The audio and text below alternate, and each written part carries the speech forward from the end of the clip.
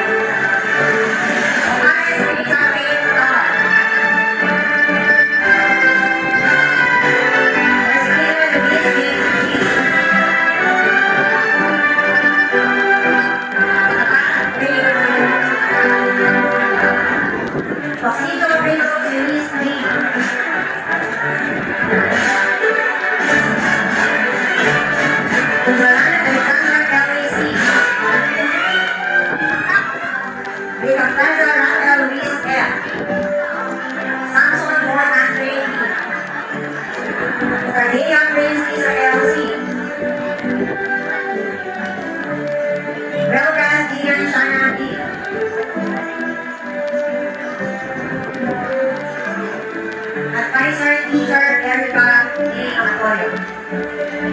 Grade 2. Aguinaldo John Robert R. Aquino Aiden James E.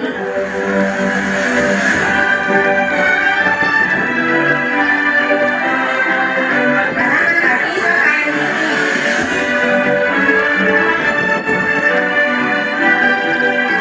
Alexander Sophia C.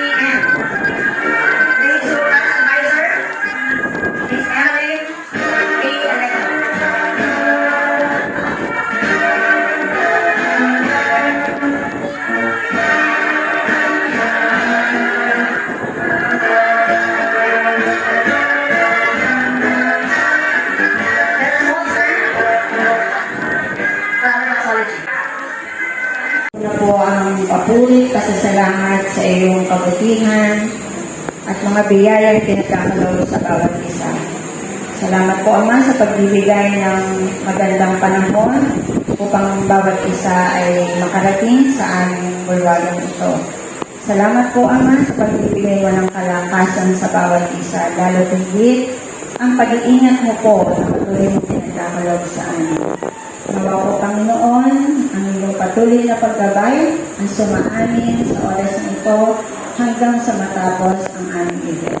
Lord, gamitin mo po ang iyong pagbibigay ng proteksyon sa bawat isa. Nawa po ang aming palatutunan ito ay magsimula't matapos na may kaayusan, katahimikan, kapayapaan, at salamat po, Ama, sa pagbibigay mo ng lakas sa bawat guro na nandito. Ito po ang aming dalangin sa pangalan ni Jesus. Okay. Manatili po tayo nakatayo para sa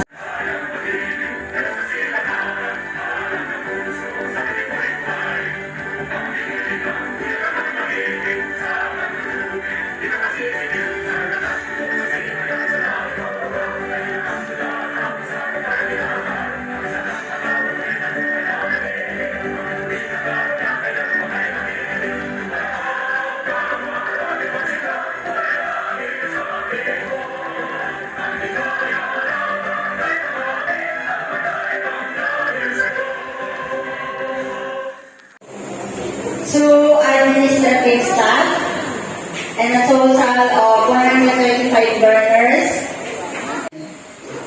educating and nurturing students to become global citizens of honor and self-discipline who are committed to independent thinking and service to others.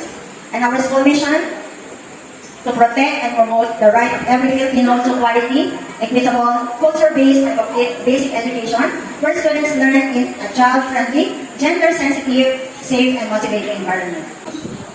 Let me give you the person behind the known letter sounds. Kilala po ba natin? The teaching teacher, my co-teacher, our school administrator, the founder of St. James Christian Learning Center Corporation. Let's give a warm applause to Mrs. Florida M. Barana.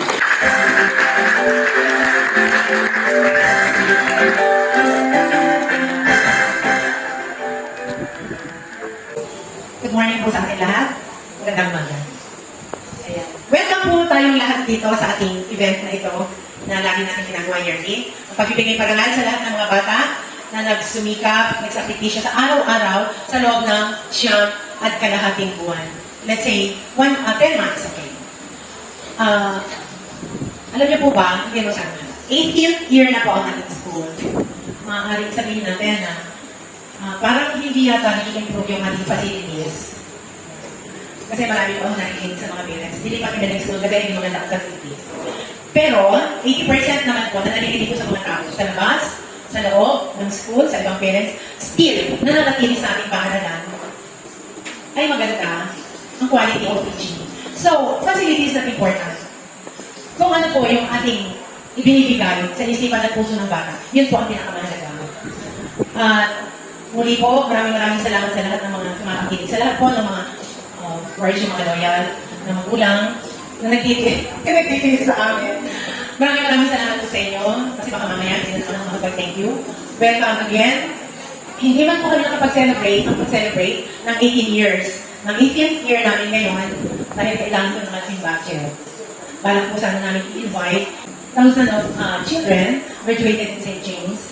Mula po noong nursery, kindergarten, ay ngayon po ay may mga tapos na. Meron po kami nakagraduate ng UP. Sa mga parang nga po ay nag-asawa ka. So, the rest po ay talagang marami. May mga scholars din po sa UP. Di ang foundation ay galing sa St. James. So, ulitin ko, maraming salamat. Kasi po pagkinagal ako, parang iiyak na ako. Kaya ano po? So, again, thank you very much. Welcome, everyone. At sana nga po ay maging blessing sa atin ang lahat ng tatanggapin ng ating mga anak, abo, pamangkin sa oras na ito. Thank you very much, and God bless everyone. Na-handle ko na-enroll sa St. James, ay masasabi ko po talaga na even though hindi nyo naman alam ako ay hindi like pastor, pero fulfill po ako bilang teacher sa mga batang nakapagtapos na alam ko kung nasaan sila ngayon. Nako, palagpanan po natin ang bawat isang magulang na patuloy na nagtutulungan sa St. James. Hindi lang ako po ngayon ang keynote speaker. So, bibigay lang po ako ng konting mensahe para sa ating pinakabatang mag-aaral sa ating elementary department. Okay, ang ating pong paaralan ay mayroong 135 learners o ay DepEd or under ng DepEd. Lahat po ng bata natin mula kinder, K2 na tinatawag po, ay meron po tayong LRM. So, lahat po, no exemption. So, kasi po, ito po ang magsisilbi nilang sandata hanggang sa kanilang kolehiyo. So, kung tayo po ay may diploma sa ating graduation, ang ating pong LRN ang nagsisilbing ID natin sa DepEd. So, hindi po pwede ang bawat bata na tumutong ng kinder sa ibang school or sa St. James po ay hindi po magkakaroon ng LRN. So, napakahalaga po yung bitbit mula kinder. So, hanggang lumipat po kung sakali, bitbit po. So, kailangan po, ang mga magulang, magkaroon po tayo ng drive. Mayroon pong 12 numbers lang ang ating LRN. So, kung nasasauli po natin yung 11 number natin, 11 number ng mister natin o ng ating jowa, kailangan po sa ulo rin natin yung LRN ng anak natin. Bakit po? Unang-una, kapag ako kailangan niyo po ng i-apply sila sa passport. Ano po, halimbawa, kung nawala na po yung ID nila, so, kakailanganin po nila yung school record. Ang unang-una po itatanong sa inyo, sa paaralan kung saan yun yung huli yung pinagalingan ay ang LRN. So, magkaroon po tayo ng time na saulutin po yung 12-digit numbers. So, kung dito po nakita sa St. James, ang ating po simula na 6 digits ay 409746. So, yun na po. Kasunod po nun, yun ay yung official number ng ating anak sa DepEd. Ano po? So, Anna T. Second placer, Miss D. 2024. Happy number 1. Best Lima. Med Honors. Isa Ayesa J. R. First placer, Miss D. 2024. Miss Lina Moore. Best NRE Pangitulan. Med Honors.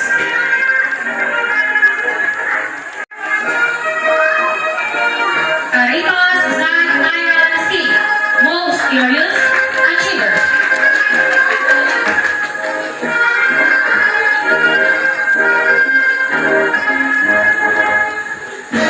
Casano Monica Elaine A. Improved Hair Reading Achiever. Coral Alex Victoria A. Third Blazer Disney 2024. Most Gorgeous Best Filipino with Honors.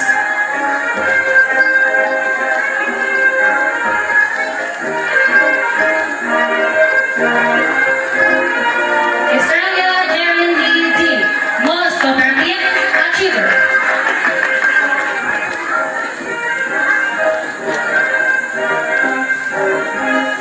Feliciano Dwayne Darwin J. Disney Champion 2024. Amazing Stellar Award. Best in Science with Honors.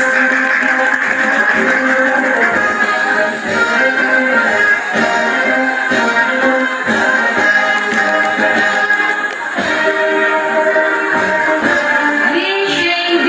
Most Respectful Achiever.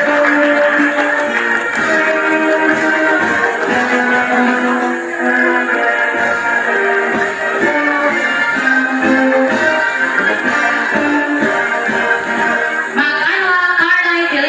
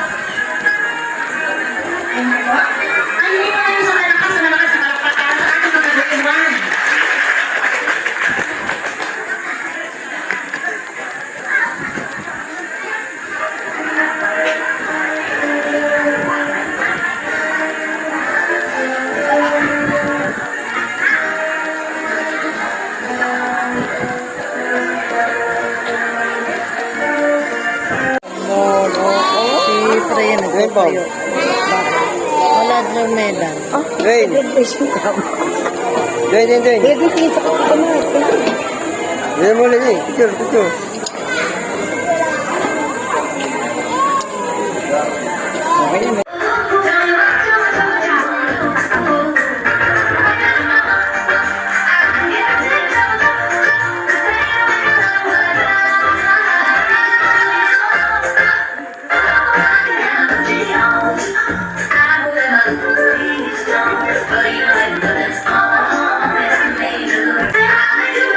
Magandang araw po sa inyo lahat.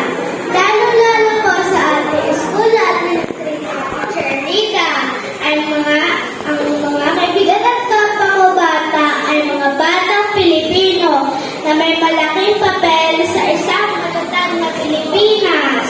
Sa paaralan ng mahalagang aral kaalaman, pati na rin sa paghubog ng aming mga talento.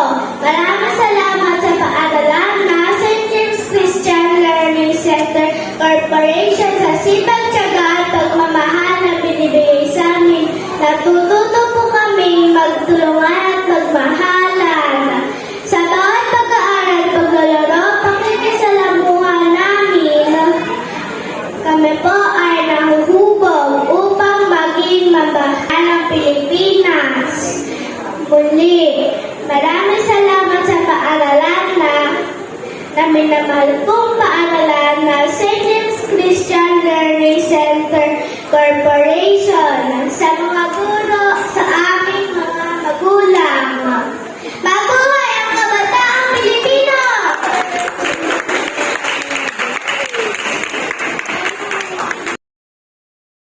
Maraming salamat, ayan sa J.R. Bautista. Thank you, Teacher Ina. To our school administrator, Mrs. Florida M. Barangan, my beloved and enthusiastic co-teachers and school staffs, visitors, dear parents, pupils of grades 1 and 2, a blessed morning to each and every one of you. I am deeply honored standing here in front of you and will give an inspirational message. In as much as you are thankful that your kids are receiving these awards. I, as one of the teachers here in St. James Christian Learning Center Corporation, I am more thankful that you have given me this great privilege to be a part of our children's pursuit to excellence. Mga bata, ibahagi ko lang po sa inyo ng bahagya kung ano yung naging journey ni Teacher Rona bago narating kung ano man ang kinatatayuan niya ngayon as a teacher. Lumaki po kami sa pamilyang hindi karamihan. Lumaki po ako sa pamilya na napakasimple lamang po, na talagang ginapang lamang ng aming mga magulang ang aming pag-aaral upang makapagtapos kami. Tuloy pa rin ang aming buhay. Nagkaroon ng maraming hadlang sa aking pag-aaral na hindi agad ako nakatapos, pero hindi ako pinabayaan ng Diyos para hindi ko marating kung ano man ang meron ako ngayon. Ang inyong iisipin na mahirap lang kami hindi namin mararating kung ano man ang gusto namin marating. It is indeed a rewarding day to see the fruits of your children's labor. Today, we shall see how proud they are of what they have achieved and how happy they are knowing that you, their parents, will be jubilant of their awards. Kids, today you will honor your parents for your job well done. But I remind you not just to honor them with medals, but to honor them with your righteousness, never yielding to temptation of giving up on defeat, but always looking ahead that success is just around the corner. Bear in mind that success is not just achieved by intellect, but by great faith in God, for without Him, we are nothing. I hope that you, in as much as the academic knowledge you gain in school of your after-school program, develop a deeper love to our Lord and acknowledge Him always in everything. And when I say everything, I mean the success and even in failures. For what good is a child who earns all the awards, recognitions, and honors, yet loses his relationship with God, family, and friends? Always remember that every success is a reward, but not every reward is a success. It's okay to fail once in a while because in failure, you gain wisdom, you gain resilience. So if today you fail, try again another time. Parents, these kids work hard to please you and as one of the kids of grade 4 to 8. I want to see the look in my parents' eyes when I show them my medals, Teacher Rona. I would like you to all know as well that your children work hard because they know you also work hard for them. Surprise? Don't leave your parents. I have talked to your children and have spent with them as much as I can afford you. You'll be surprised how much love they have for you. They don't want to see you sad or disappointed because of their lack of achievements. You will be surprised how excited they get to be with you so they can show you your abilities. Now, I am not going to speak to you today as one of the teachers here in St. James. but as a fellow parent, given equal blessing by God to nurture wonderful kids. As a parent, I am proud to see how these children have become. Seeing them every day learning things from the simplest to the most complex given gives you so much joy. Can you imagine how happy and proud I am being a teacher? Because I can feel how much you earn as the parent of these wonderful children. Some of you may have different orientation of success and achievement. But for me, my orientation of success is simple. When I see a child confidently speak to a person in authority, that is success.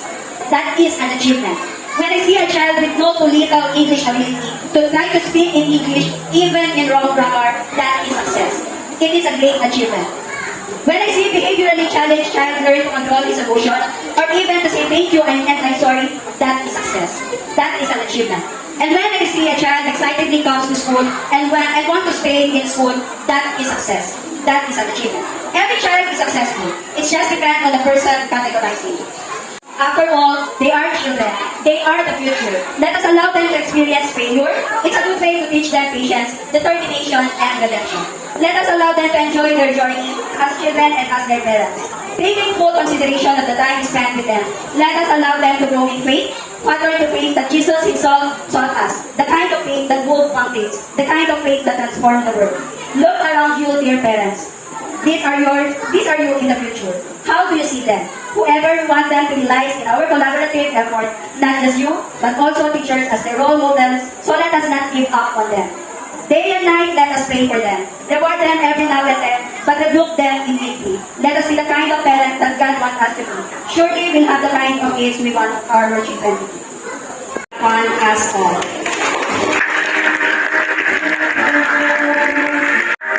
Most trustworthy achiever.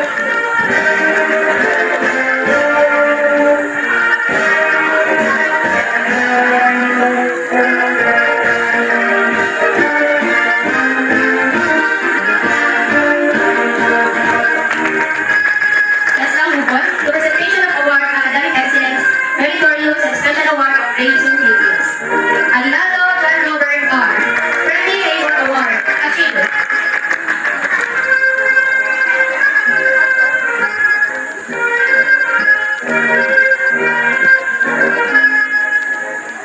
Aquino Aiden J.C. Christy Champion 2024, Most Creative Leader, Best in Reading, with honors.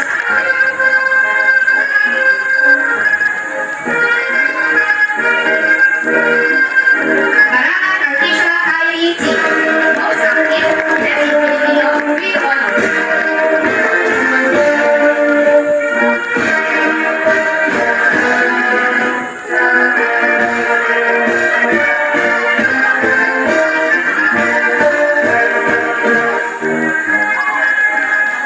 Ayena Mierda Sofia C. First Placer, Quiz Bee 2024, Best in Memory Verse, Speed Deliver, Best in English, with high honor.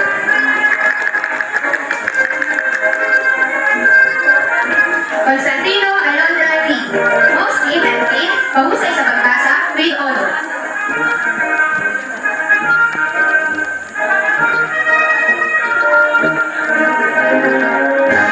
De Los Elias Juan Benedict Guerrero, Most Castellos Achiever.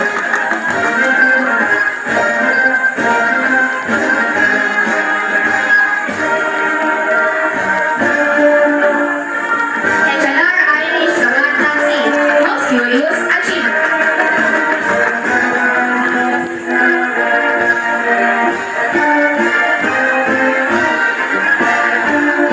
Ilagan K. DXG. Second Placer Quiz Bee 2024, Math Addition Award, Best in Math with honors. Palakpan naman po natin ang grade 2.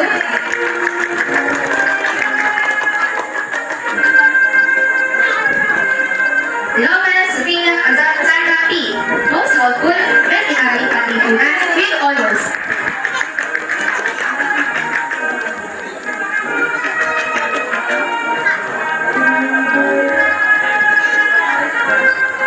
Lumawag Jacob B. Most Courageous Achiever.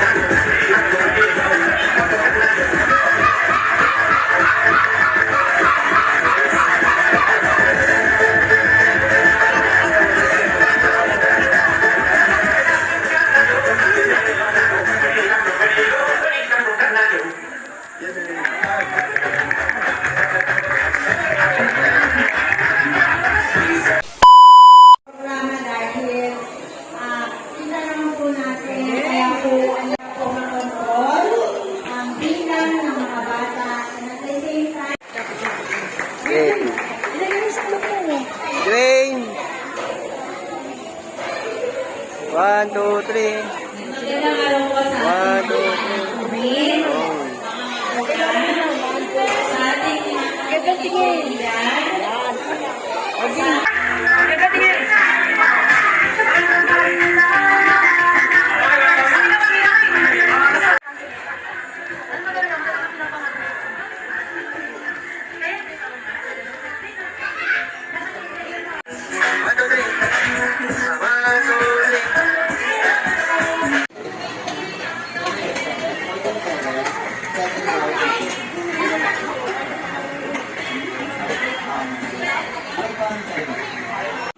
Ito na po yung aming order.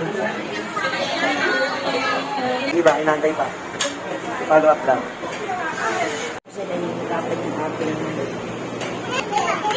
Tapos na po kami kumain. Shout out sa Jollibee.